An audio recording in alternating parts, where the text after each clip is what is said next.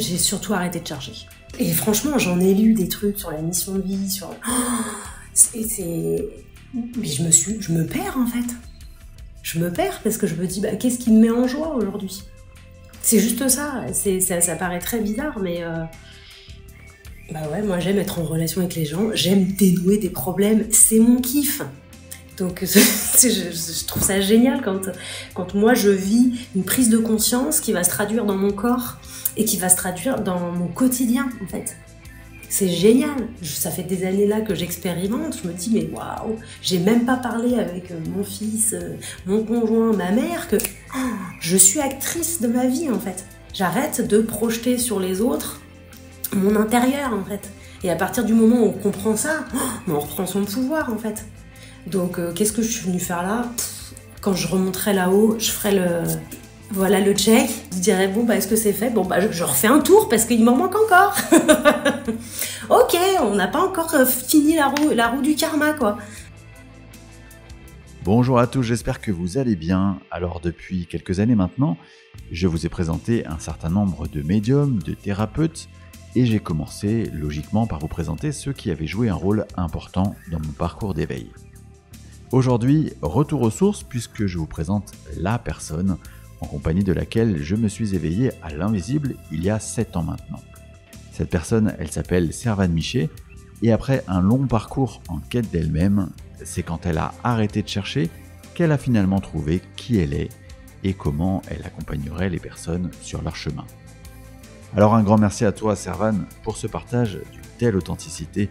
Merci à tous pour votre fidélité et je vous souhaite une très belle écoute.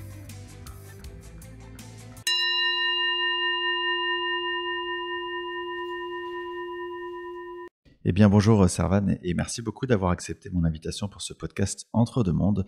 Je suis très heureux de te recevoir. Pour les auditeurs qui ne te connaissent pas, Servane, est-ce que tu peux te présenter à eux? Salut Xavier, c'est très original de se retrouver là avec toi après toutes ces années. J'ai un parcours, j'ai envie de dire classique jusqu'à il y a 5-6 ans. Donc j'ai fait des études classiques, j'ai envie de dire, en ressources humaines. Ça a été le démarrage. Je me suis lancée dans l'entreprise. J'y suis restée pendant presque 20 ans à travailler au sein de services RH. Le Covid est arrivé. Et ensuite, il y a eu un film qui a été assez révélateur pour moi. C'est le film qui raconte une partie de la vie de Corinne Sambrin. Avant qu'elle parte, quand elle est partie en Mongolie en fait. Et parce que j'étais intéressée par les neurosciences à ce moment-là, et au moment où je regarde le film, je pars en transe en fait. J'étais toute seule à le regarder sur mon lit et je pars en transe, et c'est à la fois très bizarre, mais j'ai pas peur en fait, et je me laisse porter. Donc il y a ces expériences, et donc je reviens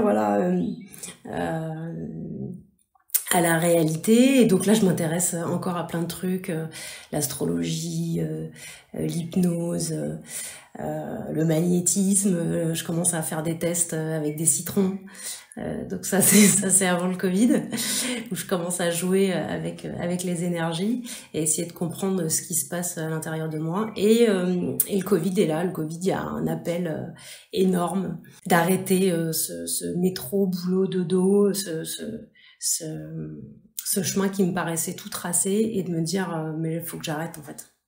Il y a un truc qui est plus fort. Donc là j'en parle pour pouvoir rebondir et quitter proprement l'entreprise dans lequel j'étais. Et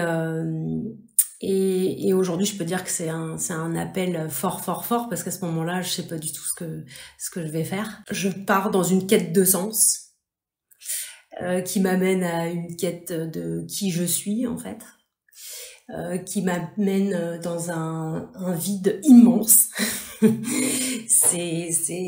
Je découvre le vide, et donc j'expérimente beaucoup. J'expérimente beaucoup de choses. Je lis énormément.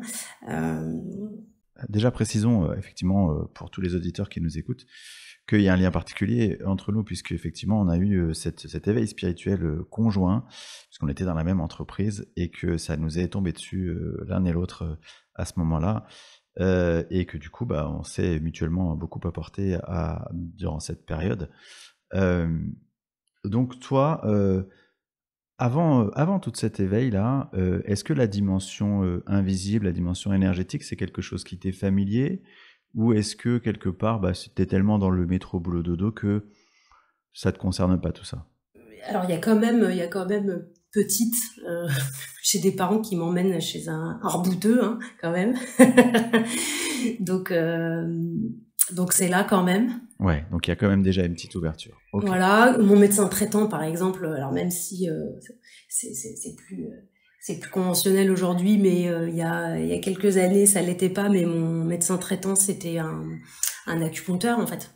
Donc je travaillais déjà sur les méridiens en fait, et la partie invisible, elle était là sans être là en fait. Elle n'était pas affichée parce que ça m'a fait flipper, hein, au début. Hein.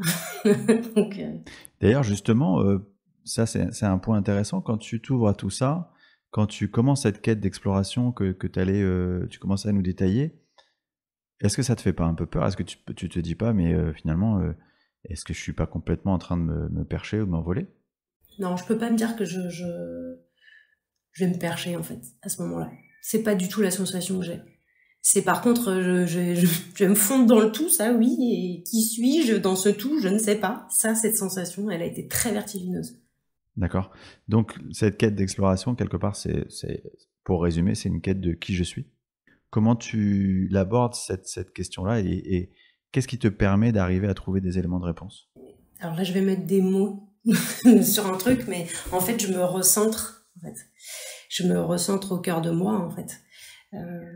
Parce que maintenant je le sais parce que je l'ai vécu dans mes chairs, dans les états d'expansion de conscience que j'ai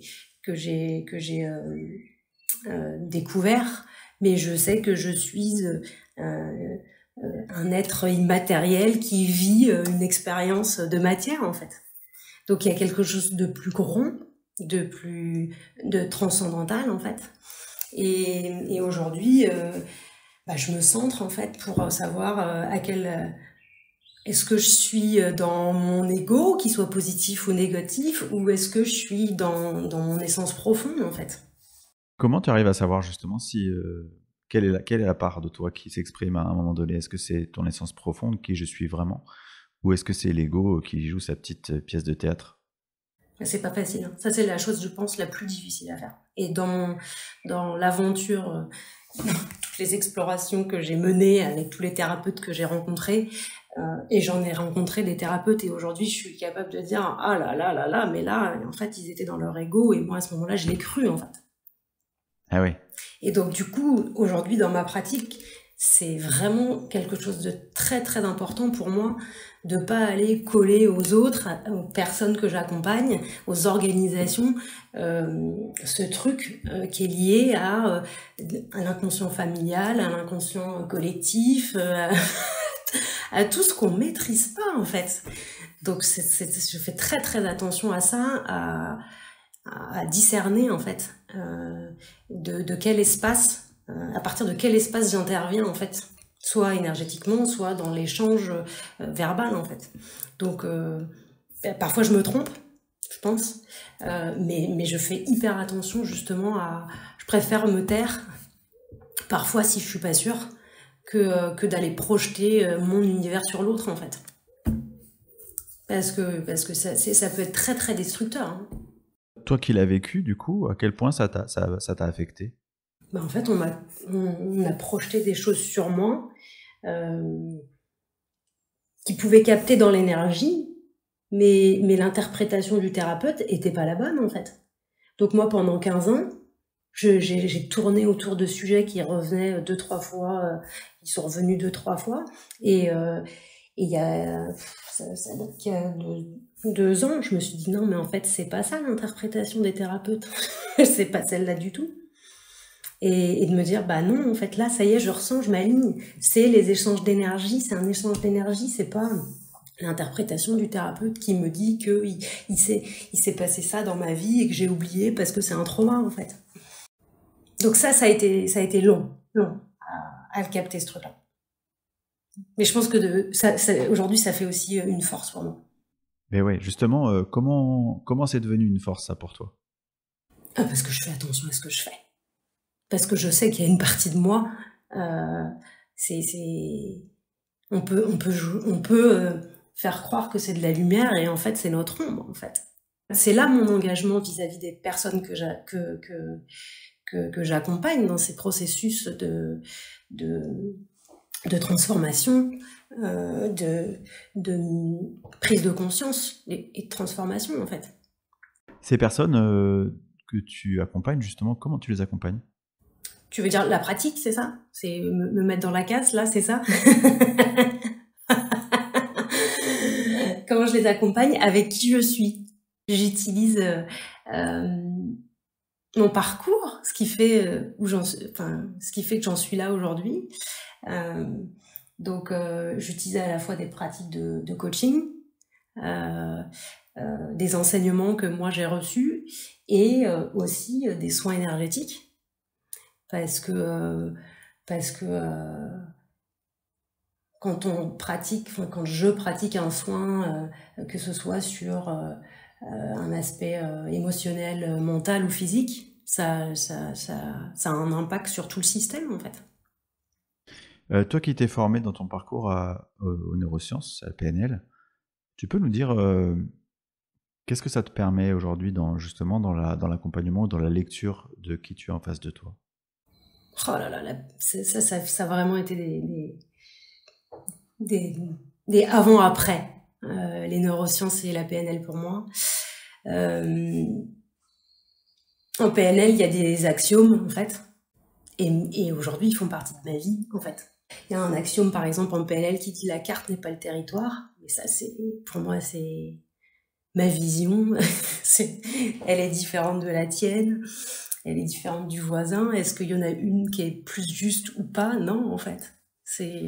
Donc c'est vraiment quelque chose qui est ancré. Il y en a un autre, c'est l'histoire de l'inconscient, qui est un réservoir à ressources, en fait. Mais sauf que l'inconscient, l'inconscient, c'est 90%, le conscient, c'est 10%. Donc, qu'est-ce qui fait que j'agis là? Est-ce que c'est mon 10% de conscient ou c'est mon 90% d'inconscient? C'est toutes ces questions-là que je me pose. On est plusieurs dans ma tête, parfois. Parce que je fais hyper attention, en fait, à tout ça. Et je m'observe, et j'observe la personne avec qui je suis en relation, que ce soit mon conjoint, mes enfants, les personnes que j'accompagne, tout le temps, en fait. C'est les échanges d'énergie, en fait. Ouais, c'est-à-dire que c'est important ce que tu dis, c'est comme si effectivement on avait la sensation que tu es passé dans une phase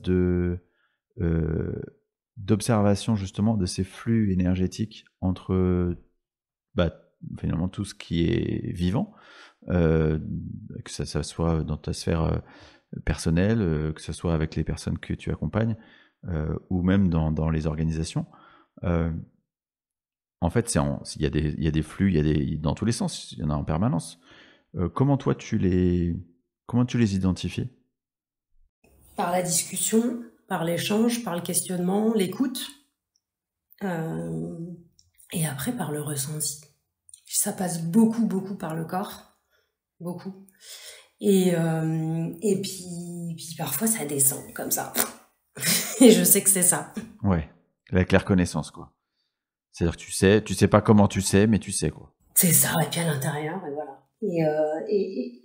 Et ce syndrome d'imposteur que j'ai eu, et que je travaille encore, parce que tu dis, l'info, je l'ai, est-ce qu'il faut que je la dise ou pas? Mais non, mais en fait, là, il faut absolument que tu la dises. Donc ça paraît bizarre, ça paraît tomber comme ça, comme un cheveu sur la soupe, mais là, il faut le dire. Et puis, c'est aussi, ça me fait penser à ça, c'est aussi parfois dire des choses qui sont désagréables à entendre pour l'autre. Hein. Et ça, je préfère prévenir quand j'accompagne. parce que les prises de conscience, c'est pas toujours très agréable, hein. D'accord. Par exemple? Quand tu mets en face du miroir l'ego, un truc qui, moi, me semble énorme, mais que la personne que j'accompagne, elle voit pas. Si j'ai l'info qui dit, bah non, mais là, c'est maintenant qu'il faut le dire. Il faut le dire. Donc l'autre, la personne en face, elle m'aime pas beaucoup à ce moment-là.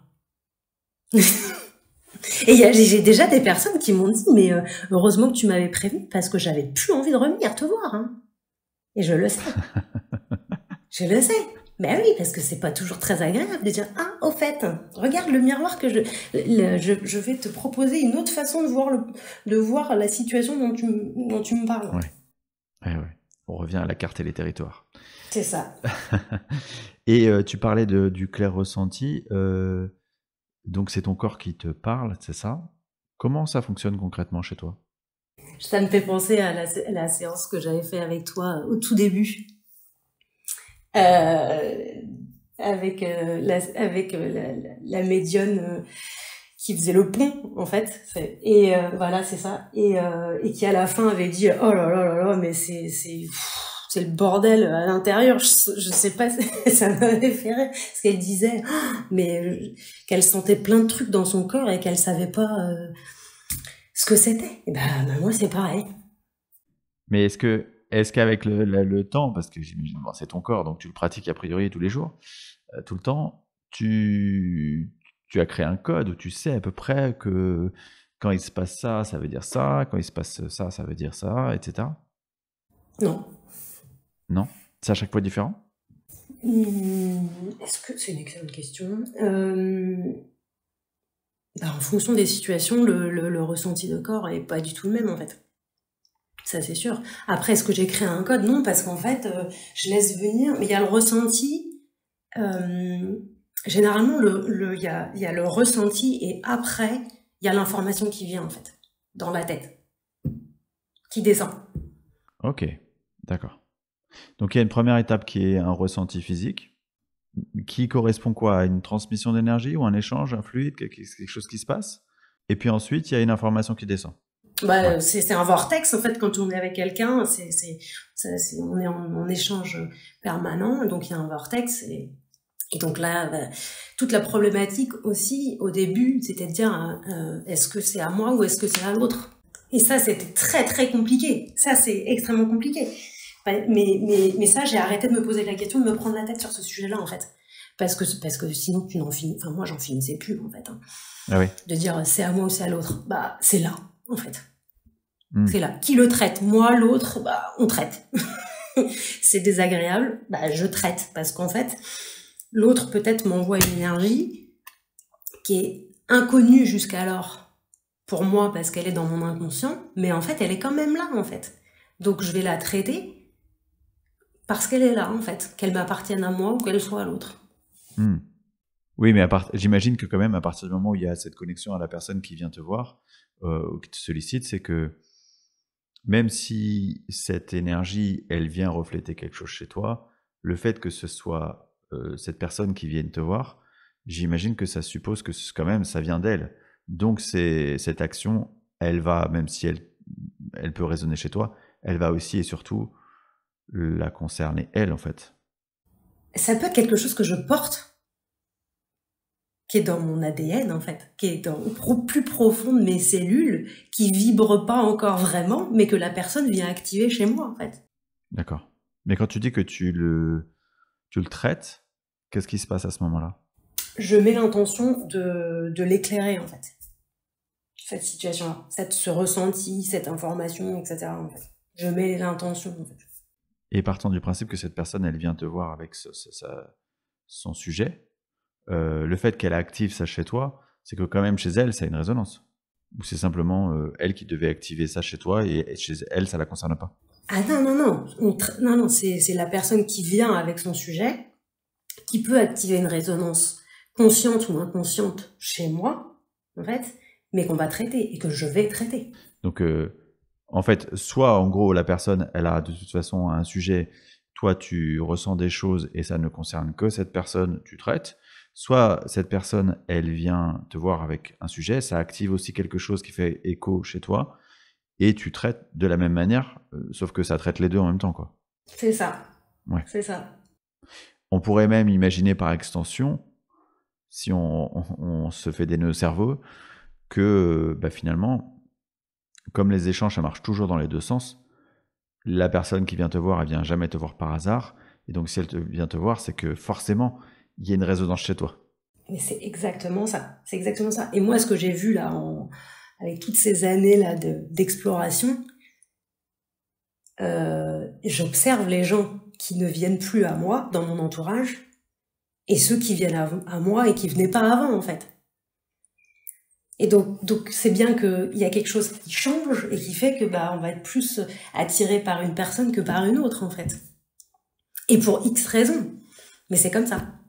Ouais, ça renvoie vraiment à cette idée de flux, de flux énergétique, d'échange en permanence d'énergie et quelque part du sens de ces qui nous dépassent complètement, hein, pour le coup, complètement, mais qui répond à une logique de résonance en fait. C'est ça. Après, pour répondre à ta question, là, j'y repense là sur comment je fais pour traiter. Je me suis formée à une pratique énergétique parce qu'en fait, quand j'ai commencé à trembler là et partir en transe sur mon lit toute seule en regardant le film, ça fait que tu te dis c'est un peu bizarre ce truc. Et donc j'ai quand même besoin d'aller comprendre ce que c'est que ces énergies et voilà. Et donc en fait, moi je me suis formée quand même j'avais besoin d'un cadre. À des pratiques énergétiques pour pouvoir maintenir une hygiène éthérique, émotionnelle et mentale en fait. Donc pour moi et pour les personnes aussi en fait que j'accompagne en fait et donc je peux être amenée à faire un soin là et arrêter de parler complètement et d'aller faire un soin purement énergétique parce que je sens qu'il y a quelque chose en fait. Et puis d'ailleurs, les personnes qui sont amenées à me solliciter, qui ont des douleurs physiques, des tensions, des maladies, etc., la première approche, ça va être une approche purement énergétique. Après, les racines vont venir. Les racines et du nœud, en fait, vont venir. Mais la personne, en priorité, elle vient me voir parce que elle a une souffrance physique. Évidemment, oui. Ça veut dire que on va dire, par priorité ou par hiérarchie, tu vas d'abord traiter les maux du corps physique, puis ensuite on remonte dans les corps énergétiques, on va dans l'éthérique et dans tout ce qui est la transmission d'énergie entre les chakras, puis dans le corps astral et dans tout ce qui se passe au-delà en fait.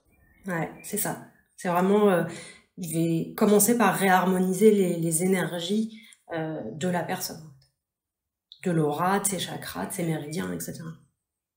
Parce que ça permet d'avoir, en plus de nettoyer et de réharmoniser, ça permet d'avoir plus facilement de l'échange aussi sur des situations. Parce qu'il y a un moment, tu te dis, attends, là c'est un peu trop, il y a besoin d'un nettoyage avant de pouvoir parler en fait.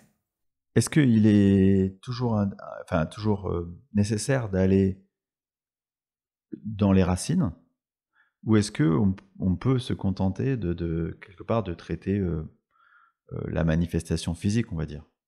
C'est pas nécessaire et parfois il vaut mieux pas. Hein. D'accord. Comment toi tu sais où tu dois aller, où tu dois pas aller justement? Là, je fais confiance à ce que je ressens et il y a parfois, ce que je te disais tout à l'heure, il faut que je parle.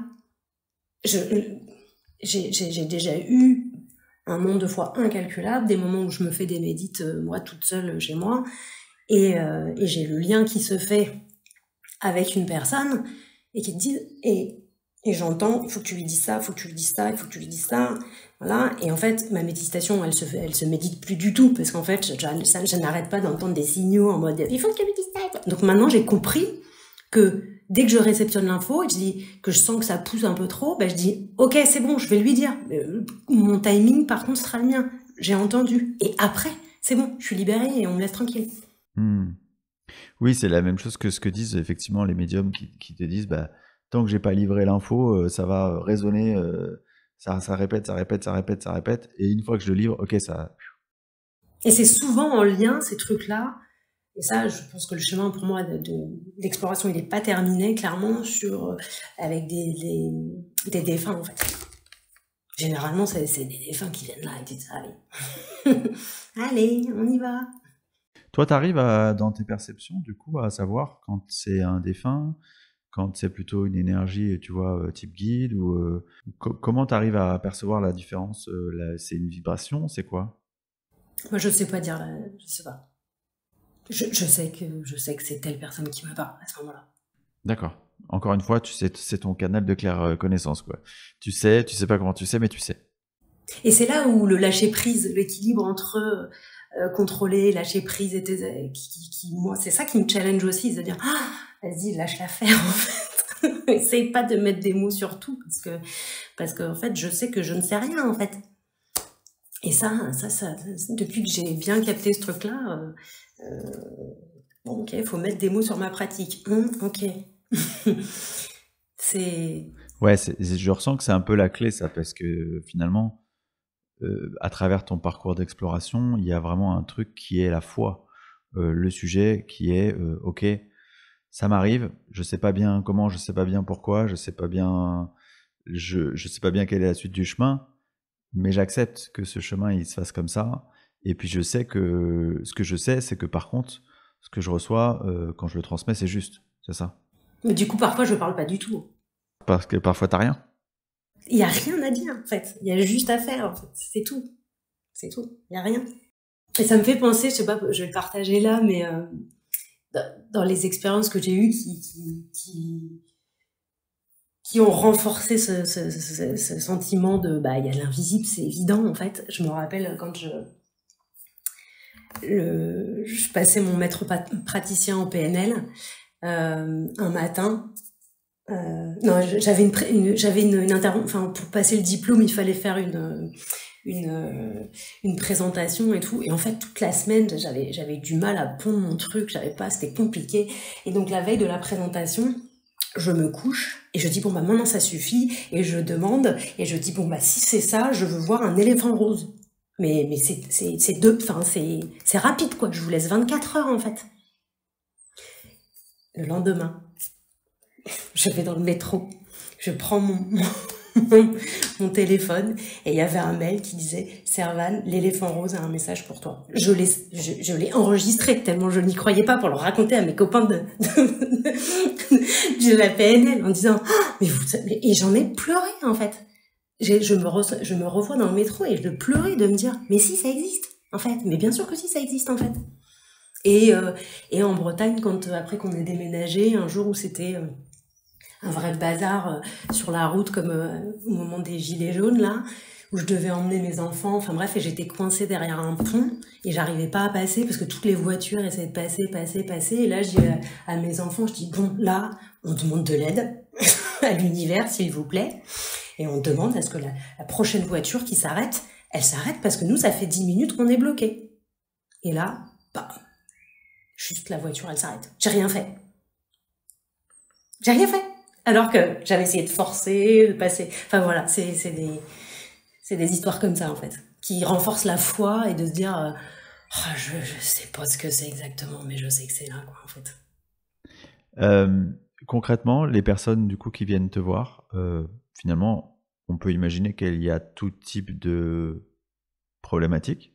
Ça part du problématique physique jusqu'à une problématique plus profonde qui peut être énergétique ou psychologique. C'est vraiment physique, émotionnel, mental, c'est très très large. Et toi, tu vas toujours entrer par la porte énergétique ou tu vas parfois dévier sur l'aspect un peu plus accompagnement PNL, psychologique, tu vois C'est un package en fait. C'est en fonction de comment ça je découvre et je laisse faire en fait. Et puis il y a des gens qui viennent voir que pour l'énergétique, qui viennent que pour ça. Et après, il y a d'autres personnes, elles viennent, mais sans D'ailleurs, dans mon entourage, au début, on vient me voir, mais sans la partie énergétique. Du tout. Et du tout. Mais est-ce que quand on vient te voir pour une partie qui n'est pas du tout énergétique, il y a toujours derrière un sujet énergétique ? Oui, parce qu'en fait, pour moi, tout est énergie, donc oui, en fait. Quelle question. Servane, dans ton accompagnement, ce qui est particulier aussi, spécifique à ce que tu fais, c'est que tu accompagnes aussi des organisations, en tout cas dans une logique plus large. Tu peux nous en parler ? Alors ça, c'est mon parcours. Et ça fait partie de qui je suis. Et en fait, quand j'ai quitté le monde de l'entreprise et que j'ai démarré cette quête de sens, quête de qui je suis, bah, j'ai été ramenée en fait à qui je suis, mais aussi en entreprise. Parce que je me suis rendu compte d'une chose grâce à un livre, d'ailleurs, parce que j'en ai lu beaucoup, mais celui-là, de façon très simpliste, il m'a éclairé, celui de Fabrice Midal, sur les 5 portes. Et en fait, j'ai réussi, mais juste à la lecture de ce livre, de comprendre ce qui se passait dans l'entreprise et ce qui, moi, m'animait dans l'entreprise, c'est-à-dire un besoin de clarté, mêlé à de la relation humaine, en fait, et sans oublier l'action, en fait, parce que je suis une femme d'action, et du coup, tout ça a fait que du coup, je me suis orientée en entreprise, parce que pour moi, un problème en entreprise, c'est un nœud énergétique. Et ben, je me mets au service de cette organisation, au même titre que je me mets au service d'un être humain qui a une problématique, et bah, avec qui je suis et mon parcours, c'est-à-dire du coaching, du conseil, et cette approche énergétique, et ben, je vais aller accompagner les entreprises, les organisations à dénouer un nœud, en fait. Donc c'est très très large. C'est pas du voilà, il faut mettre une case, donc tu pourras dire du conseil en organisation, en management, etc., parce qu'il faut mettre une case, mais en fait, je vais pas faire des fichiers Excel de consultante dans l'entreprise, ça va pas du tout être mon style. Donc, et je vais pas faire des comptes rendus voilà, très très longs, mais en fait, je vais aider les entreprises et les organisations, justement, sur tout type de problème, parce que moi je suis pas experte du problème. Par contre, j'ai cette capacité à aller voir un détail, à remonter en global, et à redescendre dans le détail et à remonter en global. Et du coup, ça me permet de lier les sujets dans l'organisation et de dire, bah voilà, en fait, pourquoi ça fonctionne pas? Parce qu'il y a un nœud qui n'est pas le nœud que vous pouvez voir vous, en fait. Parce que ça peut être plein de problèmes qui fonctionnent, enfin plein de choses qui fonctionnent pas en entreprise, en fait. Ouais, c'est intéressant ce que tu dis, parce que c'est vraiment quelque chose dont on parle pas suffisamment, mais partant du principe que tout est énergie, effectivement, bah, une entreprise, c'est une énergie, un projet, c'est une énergie, une équipe, c'est une énergie, tout est énergie. Donc, ça répond à des mécanismes de nœuds énergétiques potentiels, et donc, il y a une action énergétique possible. Simplement, effectivement, ça va à l'encontre de notre manière de percevoir un peu les choses habituellement dans le cadre de l'entreprise. Mais en fait, quelque part, tu peux tout à fait, le travail que tu peux mener auprès des personnes, tu peux tout à fait le transposer auprès d'une organisation, d'un projet, d'une relation d'équipe, de tout ce qui concerne l'environnement de travail d'une entreprise. Pour moi, c'est exactement le même processus, en fait. C'est limpide, en fait, il n'y a pas de différence. C'est accompagner un humain dans un système, en fait. Et l'entreprise, l'organisation, c'est aussi une entité. C'est ça le truc. C'est que avec des êtres humains, mais l'entreprise en elle-même, et elle-même a une conscience à elle, en fait. Bien sûr. Comme n'importe quel projet, comme n'importe quelle dynamique énergétique, en fait. Comme les chakras, comme en fait, on a l'impression qu'on est un, mais non, en fait, on a X 1000 chakras, on a 72 corps énergétiques, et on a l'impression d'en voir qu'un, quoi. Par contre, si on s'intéresse, on va sentir qu'il y en a plus que un, en fait. Et en entreprise, c'est pareil. Et est-ce que le fait de travailler sur l'entreprise, ça suppose quand même d'avoir une approche qui est sur site, c'est-à-dire d'aller rencontrer les différents acteurs? Ou est-ce que, tout comme tu peux travailler de l'énergétique à distance si une personne te sollicite, eh bien, tu peux travailler sur une organisation à distance? Ça, c'est ce qui m'éclate. C'est qu'en fait, c'est un accompagnement sur mesure. C'est-à-dire que je peux être amenée à être en contact avec des dirigeants, mais qui ne veulent pas que je sois que j'existe dans le système en fait. Donc Servane, Tu elle travailles n'est dans pas pour le l'invisible système. en C'est invisible. ça. Et donc c'est exactement ça. Et par contre, parfois, moi je sollicite une rencontre avec une personne ou une autre, ou me déplacer, parce que je sens que c'est bon en fait, parce que j'ai besoin aussi d'aller voir. Donc ça, c'est vraiment du sur-mesure. Je peux travailler de façon visible ou invisible, et à distance ou en présentiel. Ça et c'est ça que j'aime faire moi en fait. C'est cette variété justement d'action en fait, parce qu'on va vers un objectif quand même. Ok, ça suppose quand même que la personne avec qui tu as échangé au préalable, elle t'ait transmis un peu on va dire son cahier des charges, en tout cas sa problématique. C'est quel est le besoin en fait. Quel est le besoin et la direction. Par contre, ce qui va ressortir de mon accompagnement, c'est pas souvent ce à quoi on pouvait s'imaginer de façon traditionnelle. C'est-à-dire? Donc, c'est-à-dire que un consultant classique, il va rentrer dans des cases. Il va pas aborder la question de l'univers, la question de l'énergie, la question des échanges d'énergie. Donc ça suppose que la personne quand même qui mandate ait une ouverture, parce que je puisse parler. Voilà.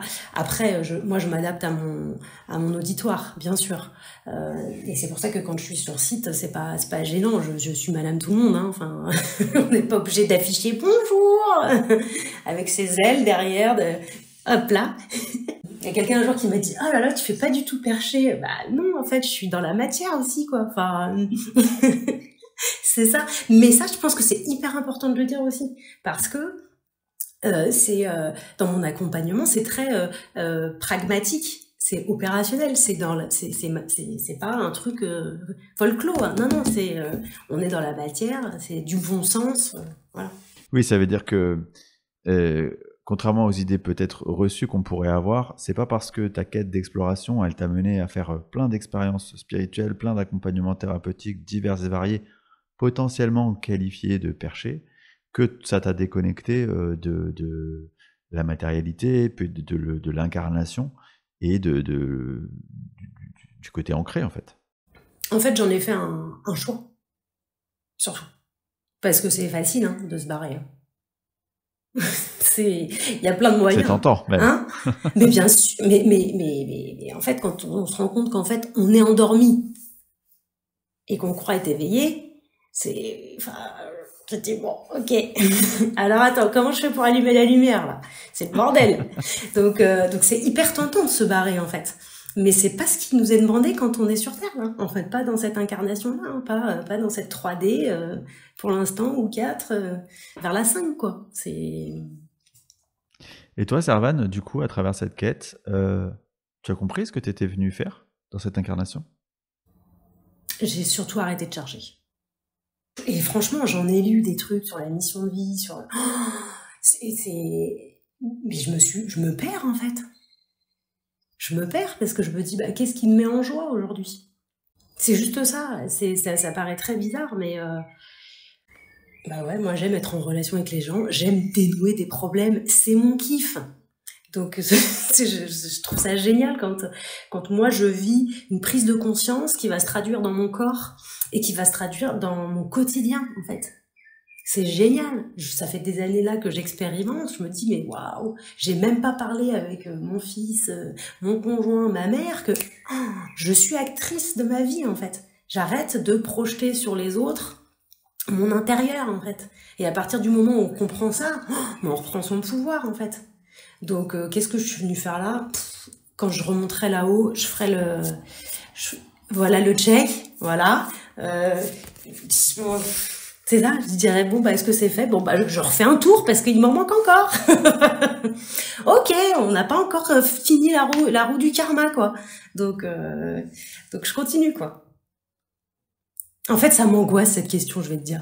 Puis je me dis attends, oh là là, bon écoute, vis déjà, ressens ce que tu ressens. J'ai été pendant des années en dehors de mon corps, à refuser de vouloir ressentir parce que c'était douloureux d'être dans un corps. J'avoue que j'aime beaucoup ta réponse parce que c'est vrai que elle a le mérite d'enlever toute pression en fait aussi aux gens qui se posent sans cesse cette question en disant oh là là, il faut pas que je passe à côté, qu'est-ce qui va arriver si je passe à côté de ma mission, alors qu'en fait c'est pas vraiment une question, ça. C'est la vraie question, c'est autorise-toi à être qui tu es et point barre quoi. C'est pas le faire, c'est l'être. Complètement.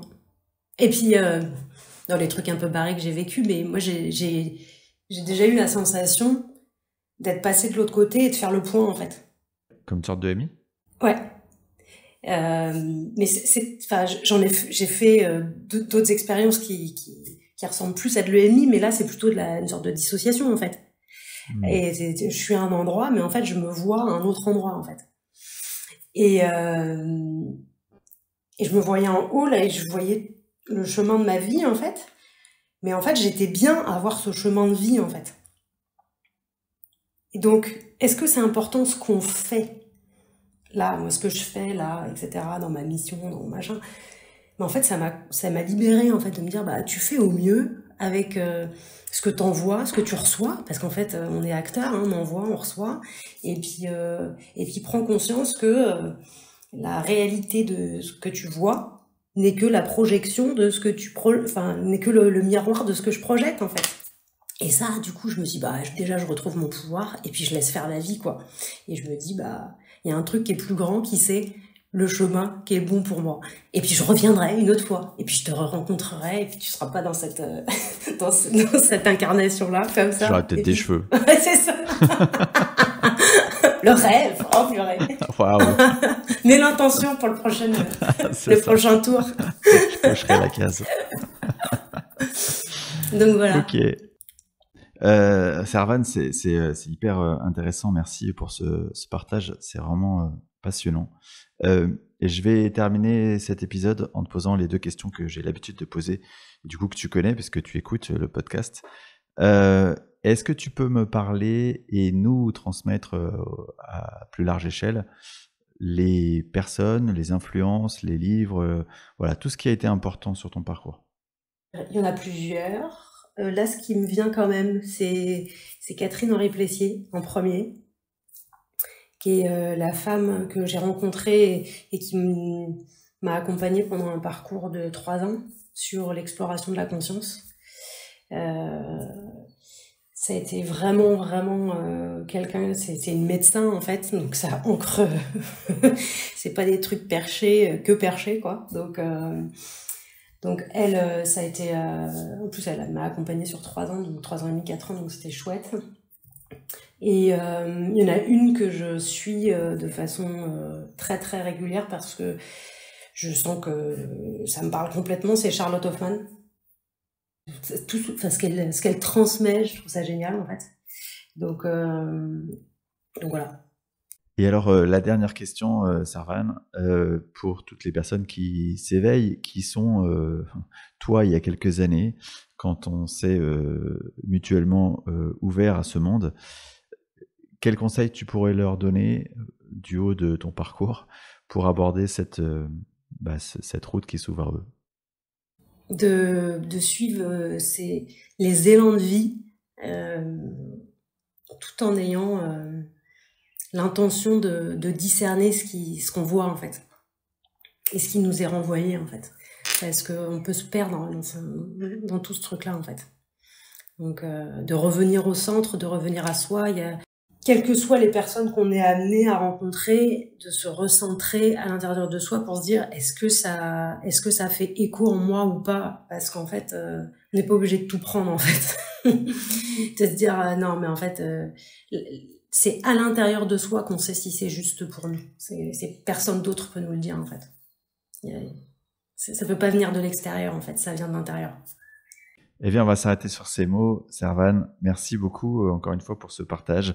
Avec grand plaisir. Et puis, eh bien, évidemment, comme d'habitude, je mettrai pour toutes les personnes intéressées tes coordonnées sous le détail de l'épisode. Donc, n'hésitez pas à contacter Servan si vous sentez cet appel. En tout cas, merci Servan et merci à vous tous pour votre écoute fidèle. Merci beaucoup Xavier. Merci et bon chemin à toi et à nous et à vous tous.